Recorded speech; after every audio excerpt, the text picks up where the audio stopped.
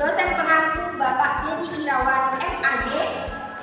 Saya Erni Dianasari dengan NPM 2311010216 dan rekan saya Rizky Febrian dengan NPM 2311010112. Selamat menyaksikan.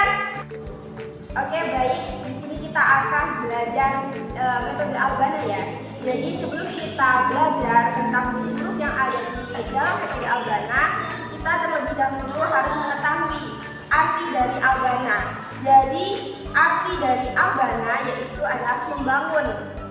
Di mana dalam metode Albana juga dia menggunakan dua tokoh untuk mempermudah menghafal huruf hijaiyah, yaitu si Bana dan si Wafa.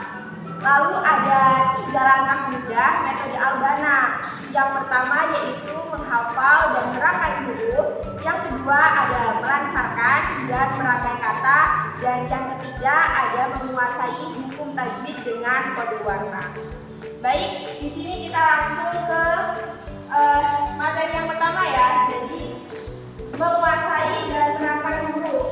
Yang pertama itu menguasai dan merangkai huruf. Di mana dalam menguasai dan merangkai huruf ini ada 2 cara atau 2 metode.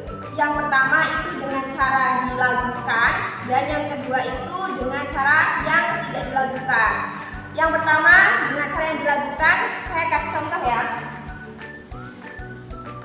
Kata Bana, Wafa Kaya, Manakala, Toko Jaya.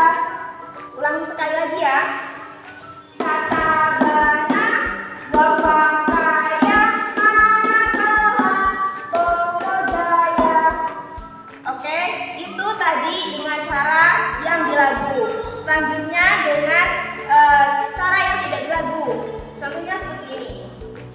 Ka, ta, ba, na. Ulangi sekali lagi. Ka, ta, ba, na. Kita coba baca dari belakang ya. Na, ba, ta, ka. Sekali lagi. Na, ba, ta, ka. Oke, baik. Itu untuk langkah yang pertama. Jadi kita bacanya dengan diulang-ulang sampai kita benar-benar hafal. Oke, yang selanjutnya yaitu pada halaman yang sama dari selanjutnya, yaitu huruf atau setiap huruf yang ditunjuk itu bunyinya sama. Nah, contohnya seperti ini. Ka, ka, ka, ka. Ta, ta, ta, ta. Ba, ba, ba, ba. Na, na, na, na. Langsung saja kita baca ya. Ka, ka, ka. Ta, ta, ta. Ba, ba, ba. Na, na, na. Jadi itu untuk cara membaca pada halaman yang sama, tetapi dari selanjutnya itu huruf atau setiap huruf yang ditunjuk bunyinya itu sama.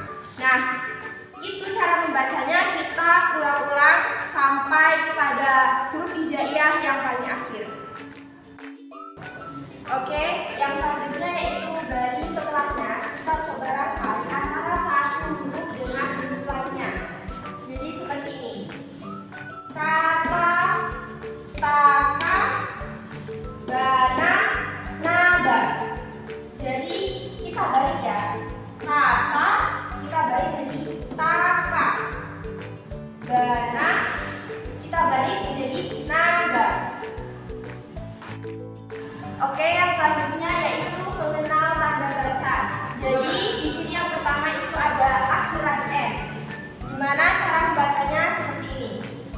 An, in, un, ban, bin, bun, tan, tin, tun, san, tin, tun. Seperti itu. Jadi dibaca sampai selesai huruf hijaiyah ya. Yang selanjutnya yaitu tanda baca panjang A, I, U.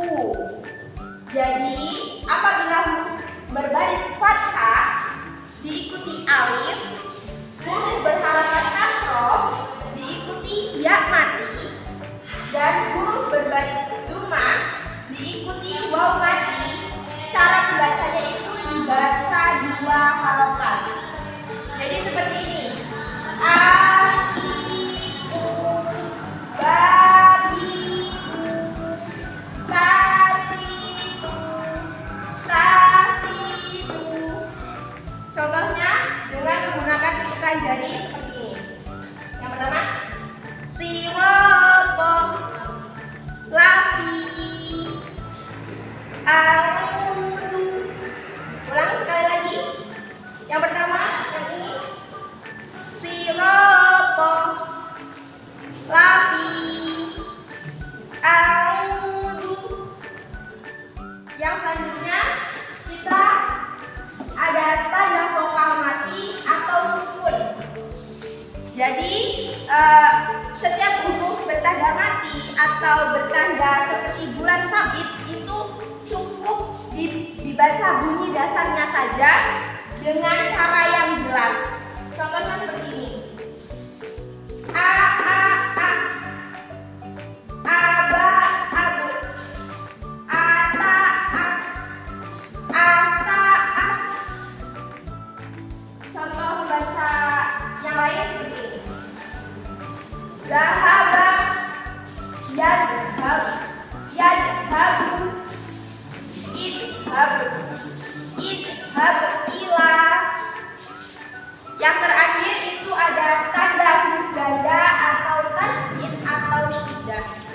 Jadi apabila huruf-huruf hijaiyah bertanda tasydid atau bertanda seperti matahari, seperti ini, bertanda seperti ini ya, disebut matahari.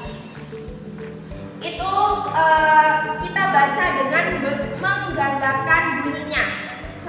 Cara membacanya seperti ini. Basyara, yubasyiru, basyir, fabasyirhum. Ulangi sekali lagi. Basyara, yubasyiru, basyir, fabasyirhum.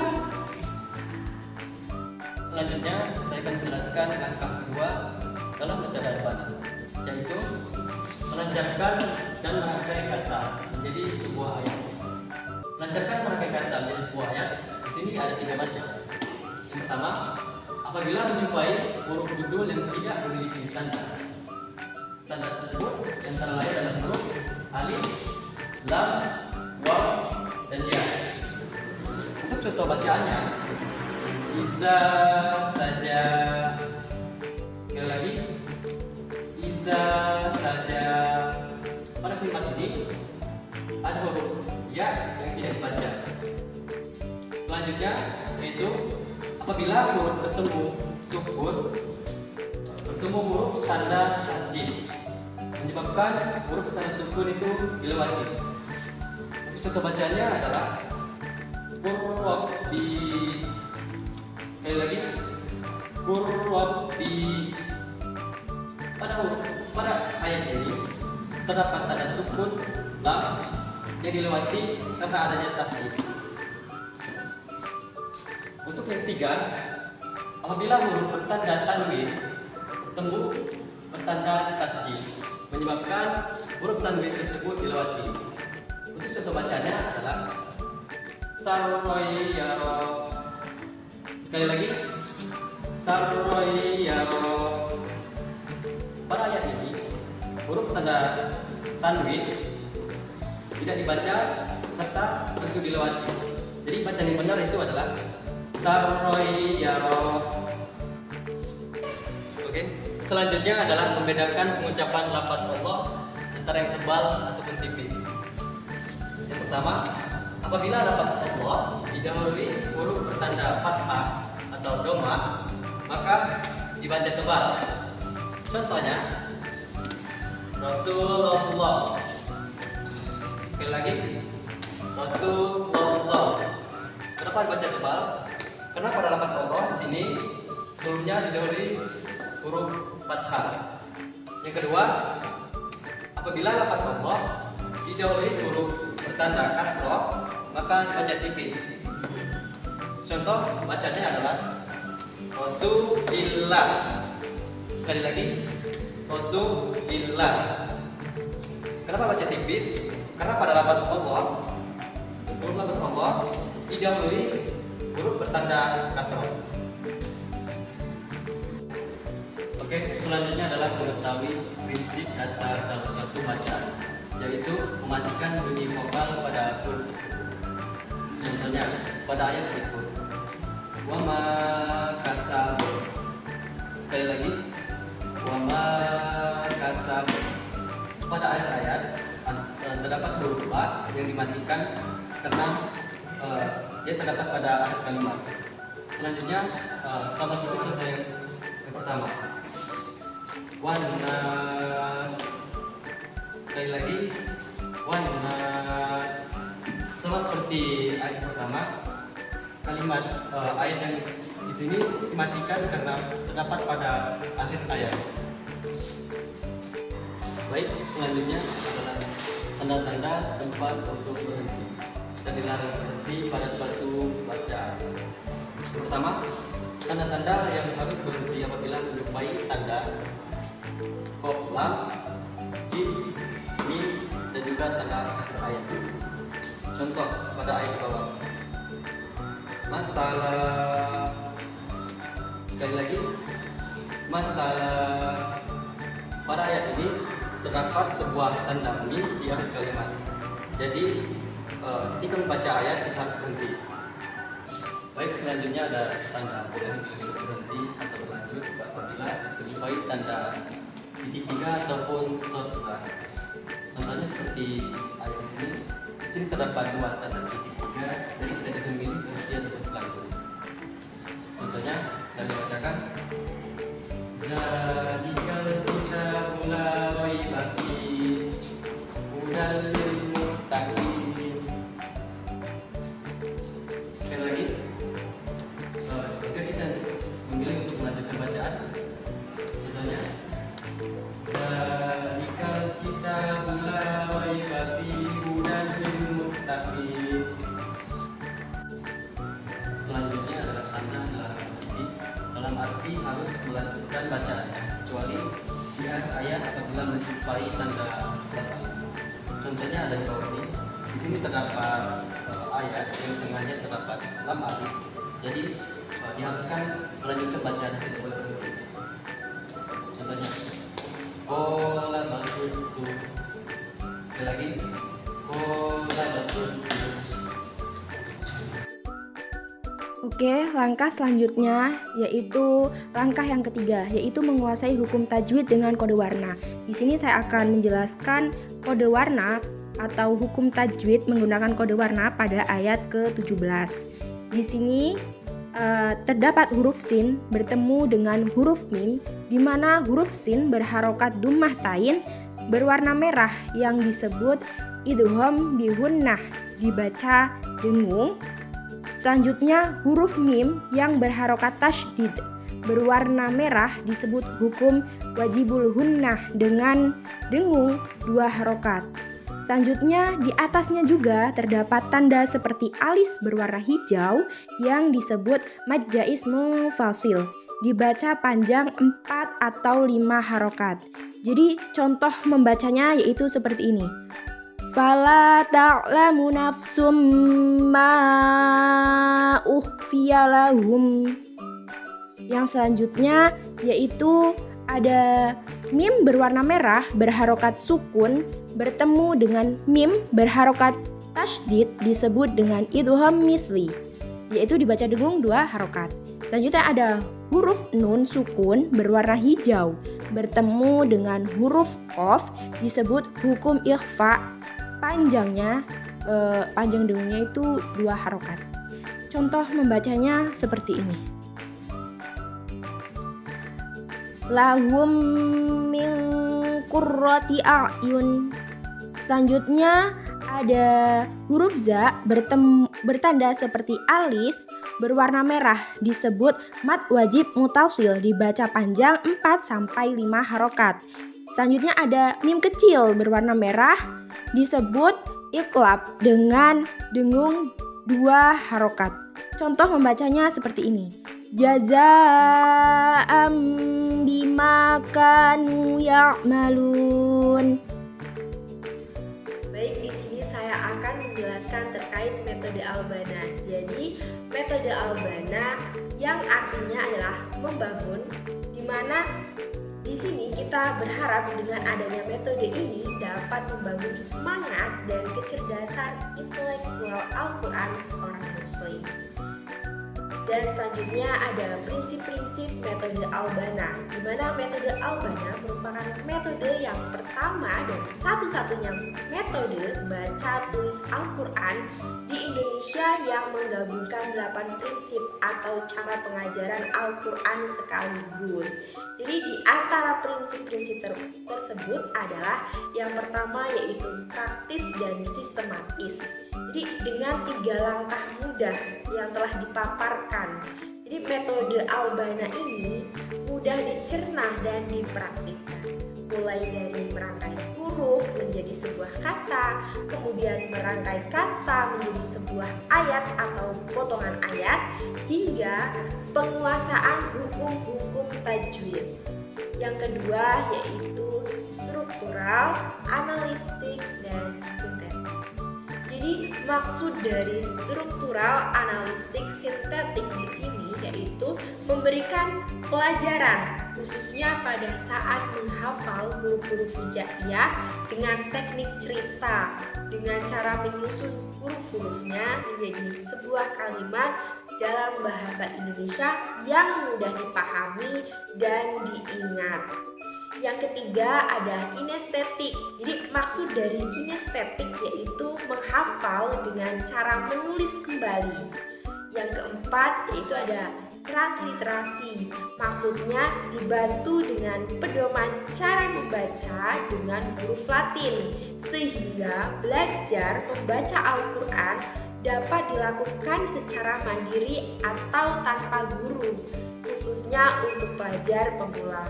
Yang kelima ada examination. Jadi metode ini memberikan pengajaran dengan cara memberikan pertanyaan-pertanyaan yang dalam bentuk lembaran evaluasi yang bertujuan untuk memberikan penguatan dalam proses pembelajaran. Metode belajar ini disebut at-thariqatu bil al-su'ali lima qasid al-taklim. Yang keenam ada interaktif. Selain dibukukan, metode Albana ini juga disajikan dengan multimedia atau berupa FCD sebagai metode pengajaran, membantu pelajar dalam memahami dan mempraktikkan baca tulis Al-Quran dengan metode Albana ini. Yang selanjutnya yaitu yang ketujuh, guide dan ilustrasi. Jadi metode ini juga memberikan arahan-arahan atau petunjuk pada saat membaca, mempelajari bagian demi bagian pembelajaran baca tulis Al-Quran yang dipandu oleh tokoh karakter yang ditampilkan dalam buku metode Albana. Dengan menggunakan tokoh karakter diharapkan dapat lebih menarik perhatian anak dalam belajar. Jadi tokoh karakter yang dimaksud yaitu si Bana dan si Wafa. Nah, yang ke-8 yaitu kode warna atau full color dengan simbol dan kode-kode warna pada contoh-contoh latihan yang disajikan secara full color memberikan kemudahan dan motivasi untuk mempraktikkan hukum-hukum tajwidnya dengan mudah. Oke, yang selanjutnya ada kelebihan dan kekurangan metode Albana. Keunggulan yang dimiliki oleh metode Albana yang berbeda dengan metode tilawah yang lainnya ialah yang pertama struktur analistik, sintetik, kinestetik, examination, transliterasi, interaktif, sistematis dan guide, dan ilustrasi serta kode warna. Yang kedua yaitu buku metode Albana ini dapat digunakan sebagai pegangan untuk mengajarkan membaca Al-Quran kepada keluarga, saudara, dan orang terdekat. Yang ketiga, metode Albana yang sudah dibukukan dapat digunakan di tengah-tengah kesibukan aktivitas pembaca yang sedang belajar sehingga tidak mengganggu aktivitas lain dan tetap fokus, serta pembaca dapat berhemat karena tidak perlu mengikuti pelatihan baca Al-Quran yang berbulan-bulan lamanya. Belajar Al-Quran lebih cepat karena dibekali tampilan buku yang menarik dan eksklusif. Oke, di antara banyaknya kelebihan yang dimiliki oleh metode Albana, namun tentunya metode ini masih ada sisi kekurangannya, yaitu yang pertama, metode ini belum memakai alat peraga sehingga dalam pengajaran itu diperlukan hayalan bagi orang yang belajar karena buku lebih efektif dipakai satu orang. Yang kedua yaitu anak harus menguasai bahasa Indonesia agar bisa membaca transliterasinya. Oke, itu tadi penjelasan terkait metode Albana. Semoga penjelasan tersebut dapat bermanfaat, dan apabila dalam menjelaskan terkait metode Albana terdapat kekurangan, saya mohon maaf. Saya akhiri. Wassalamualaikum warahmatullahi wabarakatuh.